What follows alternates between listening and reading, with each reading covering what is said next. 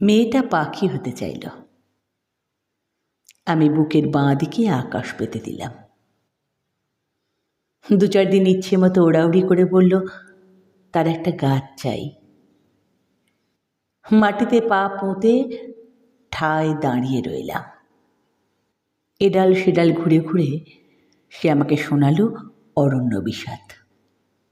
তারপর টানতে টানতে একটা পাহাড়ি ঝর্ণার কাছে নিয়ে এসে বলল তারও এমন একটা পাহাড় ছিল, সেও কখনো পাহাড়ের জন্য নদী হতো। আমি ঝর্ণার দিকে তাকিয়ে মেয়েটিকে বললাম, নদী আর নারীর বয়ে যাওয়ায় কোনো পাপ থাকে না।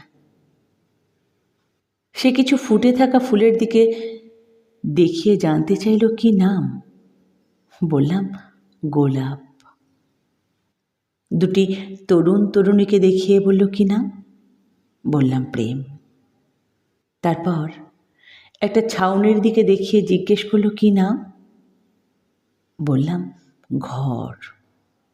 এবার সে আমাকে বলল, তুমি সকাল হতে জানো? আমি বুকের বাঁ দিকে তাকে সূর্য দেখালাম।